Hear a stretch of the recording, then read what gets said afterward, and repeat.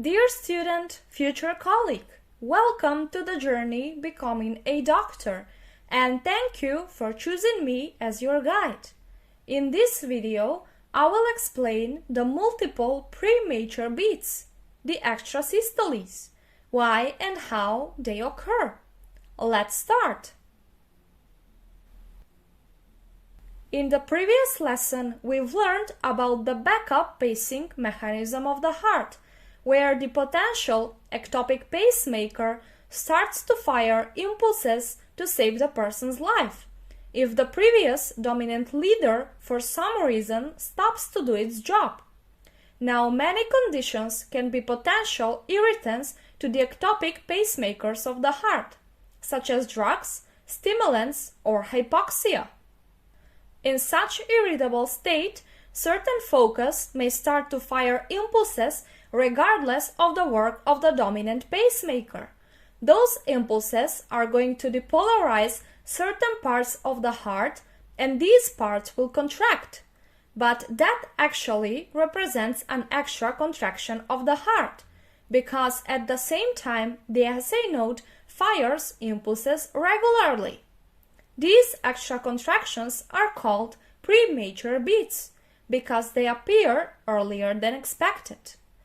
All of the different types of the premature beats were explained in the previous lesson, so if you haven't yet watched it, now is the time.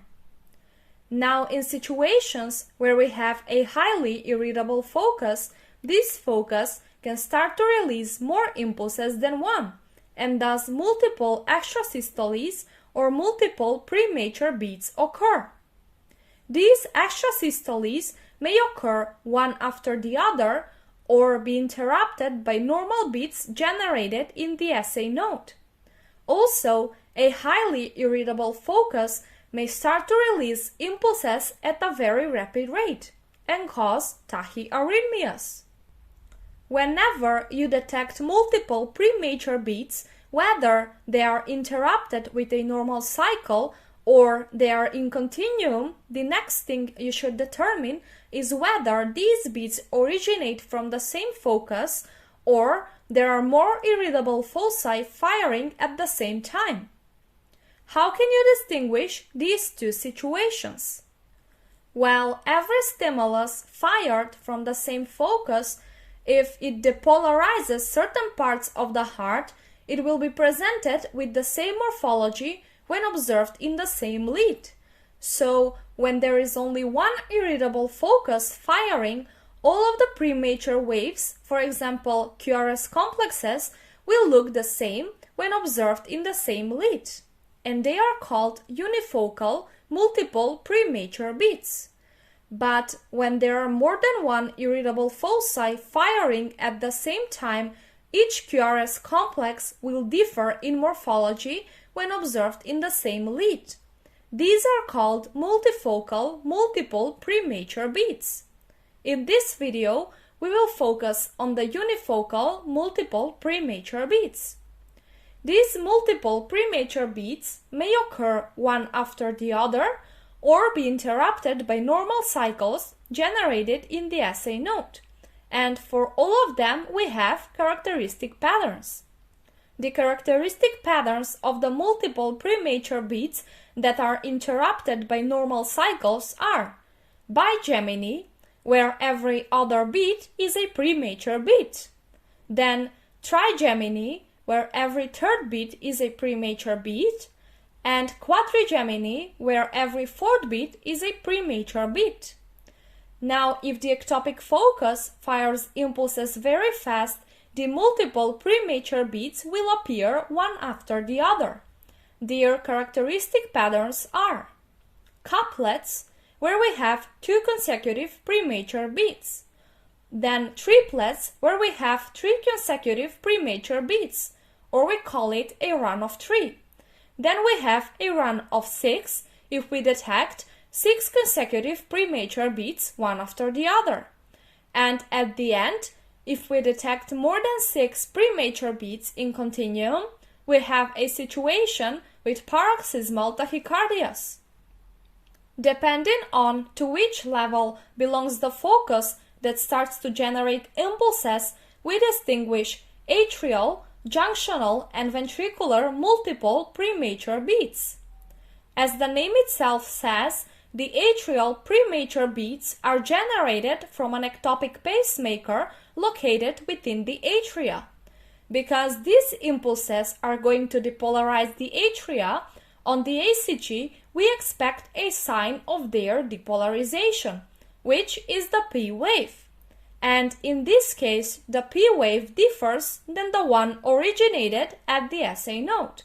This premature P wave is called P prime wave. Usually, these impulses are conducted to the ventricles too, and therefore these P waves will be followed by a QRS complex. But if the impulses arise when the AV node is in its refractory state, they are not going to be conducted to the ventricles. Therefore, only P prime waves appear on the EKG. Or in a situation when some parts of the ventricles are still in their refractory state, when they are not receptive for an impulse, we can have an aberrant conduction of the impulse. Therefore, wide and high QRS complexes will appear. Let's look at the characteristic patterns of the multiple atrial premature beats fired by a single focus within the atria. First, we have atrial bigeminy. If an irritable atrial focus fires an impulse that results in a premature atrial beat after every cycle generated at the SA node, we have an atrial bigeminy. So we have one regular and one premature beat. Again, one regular and one premature, and so on. Next we have atrial trigeminy. If an irritable atrial focus fires an impulse that results in a premature atrial beat after every 2 normal cycles generated at the SA node, we have an atrial trigeminy. So we have 2 normal and 1 premature beat. Again, 2 normal and 1 premature beat. Next we have atrial quadrigeminy. If an irritable atrial focus fires an impulse that results in a premature atrial beat after every 3 normal cycles, we have an atrial quadrigeminy. So we have 3 normal and 1 premature beat. Again, 3 normal and 1 premature beat, and so on. Then we have atrial couplets. If the irritable focus fires impulses faster and they result in generating 2 consecutive premature atrial beats, we have atrial couplets. In this case, we have 2 premature followed by a regular one, and this pattern repeats over and over again. Now, with atrial triplets, we have 3 consecutive premature atrial beats, followed by a regular beat generated at the SA node.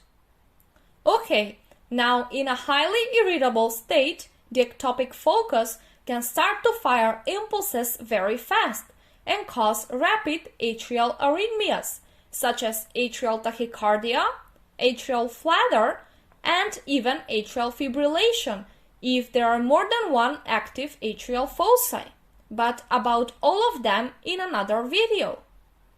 Now, if the focus that starts to fire impulses is located in the AV junction, we have junctional multiple premature beats.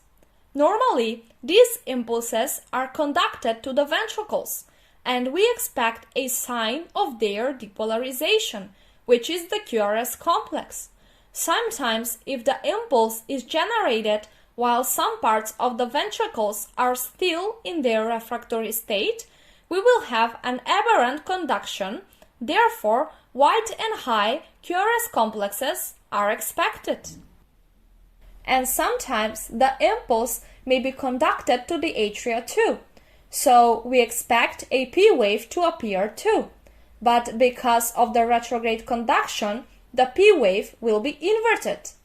Now let's see the characteristic patterns for the junctional multiple premature beats. If an irritable junctional focus fires an impulse that results in a premature junctional beat after every cycle generated at the SA node, we have junctional bigeminy. So we have one normal and one premature beat. Again, one normal and one premature beat.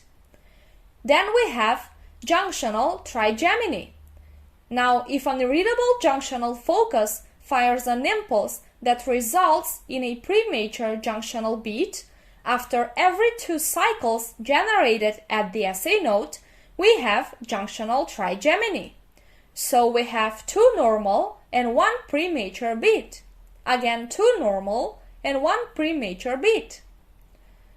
Now, if an irritable junctional focus fires an impulse that results in a premature junctional beat after every 3 cycles generated at the SA node, we have junctional quadrigeminy. So we have 3 normal and 1 premature beat. Again, 3 normal and 1 premature beat. Now, if the irritable focus fires impulses faster and they result in generating 2 consecutive premature junctional beats, we have junctional couplets. Now, if the irritable focus fires impulses faster that results in generating 3 consecutive premature beats, we have a run of 3 junctional premature beats. And if the ectopic focus starts to fire impulses very fast, it will cause rapid junctional arrhythmias, such as paroxysmal junctional tachycardia. The same applies to the multiple beats fired by a focus located in the ventricles. In a hypoxic state, the foci within the ventricles may become irritable. In such an irritable state, the focus within the ventricles may start to fire multiple premature beats. If these impulses are fired after every normal cardiac cycle generated at the SA node, we have ventricular bigeminy. So every other beat is a premature ventricular beat. If they are fired after every 2 normal cycles, we have ventricular trigeminy. So every 3rd beat is a premature ventricular beat. And if they are fired after every 3 normal cycles, we have ventricular quadrigeminy. Now, in a highly irritable state, this focus may start to fire impulses faster and may result in premature ventricular contractions one after the other. If they result in generating 2 consecutive premature beats, we have ventricular couplets. If they result in 3 consecutive premature beats, we have a run of 3 ventricular premature contractions. And if the focus fires impulses very fast, for example 6 in a row or more, we have a situation with paroxysmal ventricular tachycardia, which means high danger. Now, because the impulse is generated within the ventricles, it is not going to be conducted simultaneously to the both ventricles at the same time. But by examining the morphology of the QRS complex, we can detect the origin of each premature ventricular beat. Premature ventricular beats arising from the right ventricle have a left bundle branch block morphology, with dominant S wave in V1. And premature ventricular beats arising from the left ventricle have a right bundle branch block morphology, with dominant R wave in V1. Now you see how the premature contractions can be simple and harmless benign conditions, but in a more irritable state, they can quickly turn into a very serious condition, such as ventricular tachycardia and even ventricular flutter. So make sure you learn how to distinguish these conditions, because one day you may need to save a person's life. With that, we've come to an end. I hope that this video was helpful for you, and if yes, please make sure to subscribe to support me. Also, if there is still something difficult to you, don't hesitate to write it in the comments to ask for help. Now, thank you for your attention, and I hope to see you in the next video.